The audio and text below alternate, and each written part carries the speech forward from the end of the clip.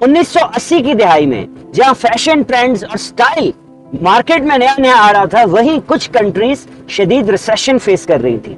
उनमें शामिल लातीनी अमेरिकन कुछ कंट्रीज थी, Brazil, Ecuador, Colombia, Peru, Mexico, Chile. ये कंट्रीज ऐसी थी, ना सिर्फ वो अपने जो वर्ल्ड बैंक से लिए हुए पैसे थे उसकी किस्त दे पा रही थी, कि साथ साथ वहां पे हाई इन्फ्लेशन रेट होता जा रहा था, अनएम्प्लॉयमेंट थी, स्लो इकोनॉमिक ग्रोथ हो रही थी और डीप रिसेशन चल रहा था। ये बातें मैं आपको क्यों बता रहा हूं? क्योंकि 3 दहाई के बाद फिर से ऐसा टाइम आया है, पैंडेमिक कोविड-19 के बाद।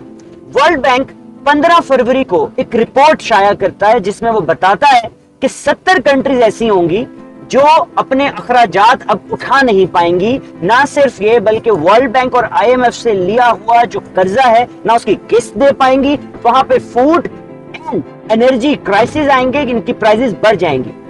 और इसके साथ साथ 25 फरवरी यानी कि 9 दिन के बाद यूक्रेन और रशिया वॉर शुरू हो जाती है। रशिया इन्वेड करता है यूक्रेन को और साथ ही साथ जिसका डर था वो भी हो जाता है, यानी कि फ्यूल क्राइसिस भी आ जाते हैं और फ्यूल की प्राइसेस भी बढ़ जाती है। वो 70 ममालिक जिनका जिक्र वर्ल्ड बैंक करता था वो डेवलपिंग कंट्रीज थी। वो पहले ही अपना जितना भी उनके ऊपर उधार था वर्ल्ड बैंक से लिया हुआ उसकी किस्तें अदा कर पा रहे थे। पैंडेमिक के बाद सिचुएशन ऐसी हो गई, अनएम्प्लॉयमेंट बढ़ गई, इन्फ्लेशन आ गया, स्लो इकोनॉमिक ग्रोथ हो गई और लोग अपनी जो बेसिक नेसेसिटीज हैं, अशिया खुर्दोनोश, उसको अपनी पहुंच से दूर जाते देख रहे थे। अब इसमें क्या हुआ, श्रीलंका जो डिफॉल्ट हुई, ना सिर्फ वो अपनी किस्त दे पा रही थी बल्कि वहां पे फ्यूल क्राइसिस, एनर्जी क्राइसिस आपके सामने थे।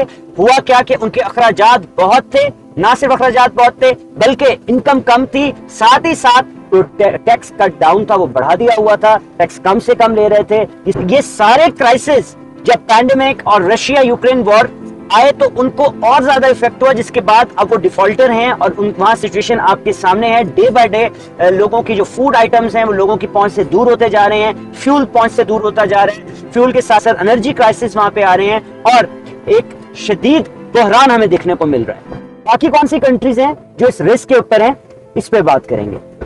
वर्ल्ड बैंक ने रिपोर्ट जारी की है जिसमें 70 लो इनकम और मिडिल इनकम कंट्रीज इस वक्त अपना डेप्ट पे नहीं कर पा रहे, जो उधार लिया है उन्होंने या बोरो किया है मनी IMF या वर्ल्ड बैंक से, वो उसको वापस नहीं दे पा रहे और उसकी किस्त भी अदा नहीं कर पा रहे।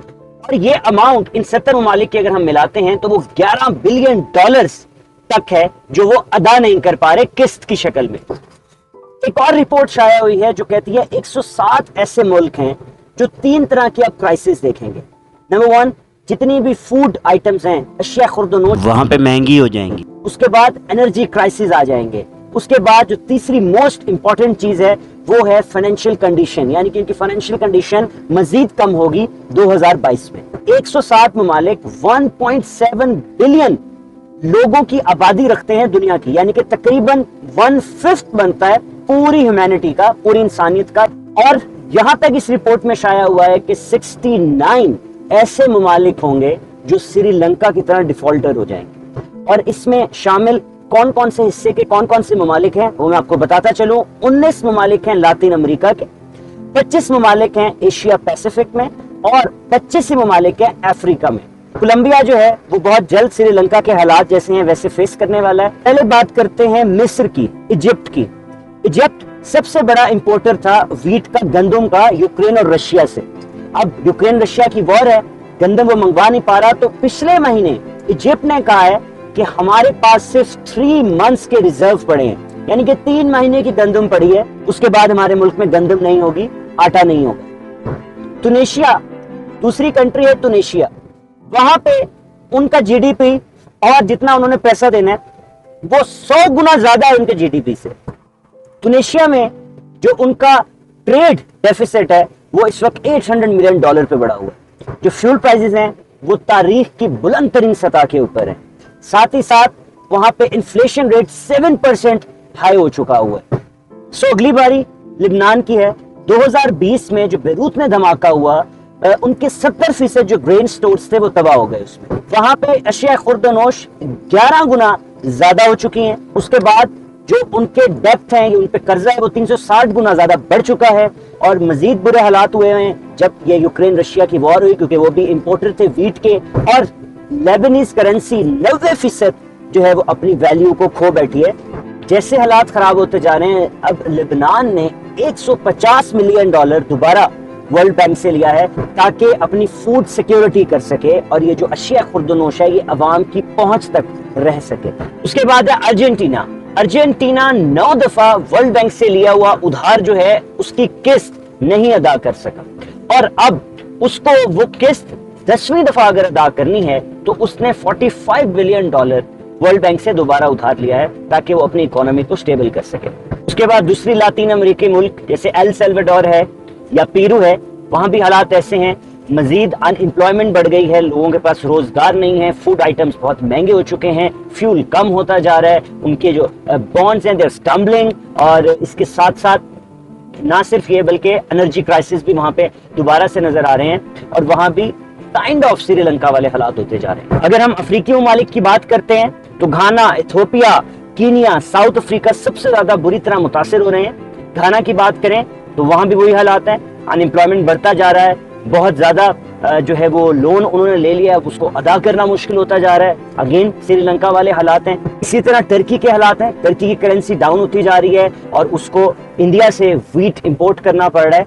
ना सिर्फ ये बल्कि जो वर्ल्ड बैंक है वो कहता है आने वाले 12 महीने बहुत क्रूशियल हैं डेवलपिंग कंट्रीज के लिए, जिसमें बहुत सी कंट्रीज ऐसी होंगी जो अपना उधार या उधार की किस्त वापस नहीं दे सकेंगी। जैसा कि वर्ल्ड बैंक कह रहा है, अगर आने वाले 12 महीने में इतनी सारी कंट्रीज हैं जो कि अपना उधार वापस नहीं दे पाएंगी या उसकी किस्त अदा नहीं कर पाएंगी, तो वर्ल्ड बैंक ये भी कह रहा है कि ये जनरेशंस में ऐसी कभी कहत नहीं पड़ा, ऐसी कभी रिसेशन नहीं आई, क्योंकि पैंडेमिक था और उसके बाद वॉर सिचुएशन की। बात करते हैं इंडिया की एंड देन फिर बात करेंगे कि ये चीज ठीक कैसे होगी, which is more important. India में कुछ स्टेट ऑलरेडी ऐसी हैं जिनका दिवालिया तकरीबन निकल चुका है, जो कि पंजाब है, वेस्ट बंगाल है, आंध्र प्रदेश है। इनका मैं जीडीपी अगर आपको बताऊं तो आप परेशान हो जाएंगे।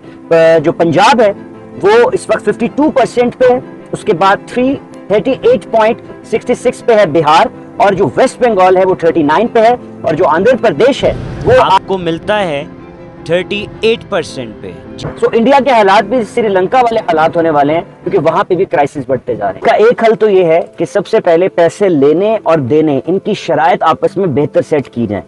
जो पैसे दे रहा है उसको चाहिए कि वो अब कॉन्टेंजेंसी प्लान दे, और उसके बाद जो रीपेमेंट प्लान है उसको तब रोक दिया जाए जब कोई दूसरी कंट्री वो अदा ना कर पा रही हो कुछ देर के लिए, सो दैट उसको थोड़ा रूम मिल सके और वो अपनी इकोनॉमी से उसको जनरेट कर सके। ये है पहला हल जो कि एक्सपर्ट्स बताते हैं।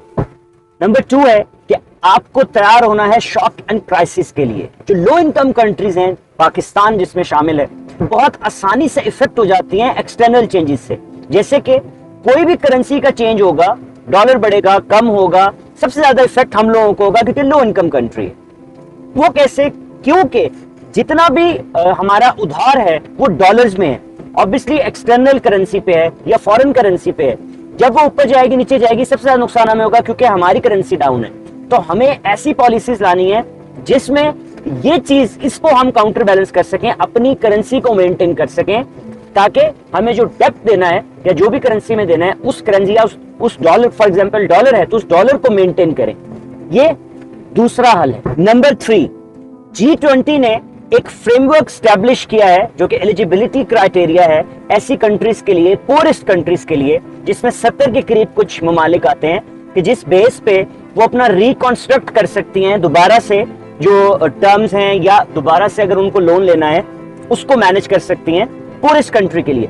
जबकि ये फ्रेमवर्क एक्सपैंड करके उनको उन कंट्रीज के लिए बनाना चाहिए जो कि मिडिल इनकम भी हैं या मिडिल इनकम और लो इनकम के बीच में है, इवन के हाई इनकम के लिए भी होना चाहिए, ताकि स्टेबिलिटी आ सके इस सारे इन्फ्लेशन में या रिसेशन में जो पूरी दुनिया इस वक्त फेस कर रही है। चौथा हल जो कि सबसे अच्छा हल है वो क्या है कि आपको ऑल्टरनेट हल ढूंढना है पैसे उधार मांगने से अलावा, यानी कि पैसे जो आप उधार मांग रहे हैं इससे अलावा आपके पास क्या हल हो सकता है अपनी जरूरियात को पूरा करने के लिए। Number 1, tax collection. अगर टैक्स कलेक्शन अच्छी मयारी आप करते हैं तो बेहतर हो सकता है हालात कि आपको जरूरत ना पड़े बोरो करने की, पैसे लेने की, आप उस टैक्स से काफी सहूलियात दे सकते हैं और अपना डेब्ट भी उतार सकते हैं। लेकिन इस टैक्स कलेक्शन में बड़ा साफ शफाफ होना चाहिए। ये नहीं है कि मैं अगर मिडिल इनकम में आता हूं तो मैं टैक्स दे रहा हूं, हाई इनकम वाला नहीं दे रहा या लो इनकम वाला ले रहा है, क्योंकि वो पहले ही नीचे और नीचे चला जाएगा। और फिर उस टैक्स सिस्टम के अंदर करप्शन बिल्कुल ना हो, अकाउंटेबिलिटी ज्यादा से ज्यादा हो,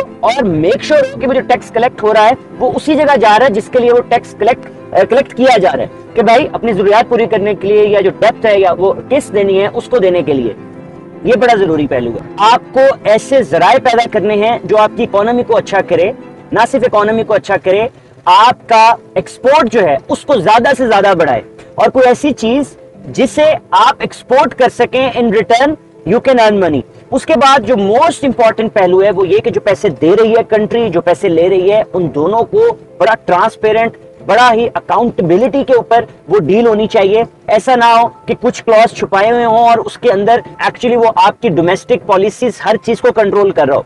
चाइना ने श्रीलंका के साथ सेम ऐसा किया कि उन्होंने श्रीलंका को पैसे चाहिए थे, वो पैसे लेते गए और उसके बदले में उनको डोमेस्टिक पॉलिसीज देते गए, और वो डोमेस्टिक पॉलिसीज ऐसी थी जो श्रीलंका के लिए प्रॉब्लमेटिक होती गई। तो कोई भी कंट्री, अमेरिका है, श्रीलंका है, या कोई भी दूसरी कंट्री है, या IMF है, या वर्ल्ड बैंक है, इनकी आपस में शराइत जब तक साफ शफाफ नहीं होंगी, क्लियर नहीं होंगी, तब तक ये डील नहीं होनी चाहिए। सो ये हल है, इस हल से हम बचा सकते हैं अपनी इकोनॉमी को, वरना पाकिस्तान के हालात भी वही हो जाएंगे जो श्रीलंका के हैं। खुदा इन चीजों को समझें, अपनी एक्सपोर्ट को बढ़ाएं, इंपोर्ट को कम से कम करें, और कोई ऐसे जराए दें जिससे हम आप सब नौजवान स्पेशली ऐसा कारोबार खड़ा करें जिसमें ज्यादा से ज्यादा वो एक्सपोर्ट करके डॉलर एक्सचेंज कर सकें, डॉलर ला सकें। दूसरी चीज जो मोस्ट इंपॉर्टेंट है, आपके सियासतदानों को बहुत ज्यादा ईमानदार और ट्रांसपेरेंट होना पड़ेगा, क्योंकि अगर वो नहीं होंगे तो फिर जो भी पैसा आएगा वो गलत जगहों पे इस्तेमाल होगा, और फिर उस पैसे को अदा करने के लिए, उसकी किस्त अदा करने के लिए आपको और पैसा लाना पड़ेगा। सो ये सॉल्यूशंस हैं, इनके ऊपर गौर करें, और ये इंफॉर्मेटिव वीडियो है जिसमें पूरी वर्ल्ड का ओवरव्यू है। इसको शेयर भी करें लोगों से, ताकि लोगों को पता लगे कि पूरी दुनिया में क्या हालात हैं और हमें अब किस तरह चलना है। मुझे इजाजत है, आपका होस्ट, आपका दोस्त समर अहमद।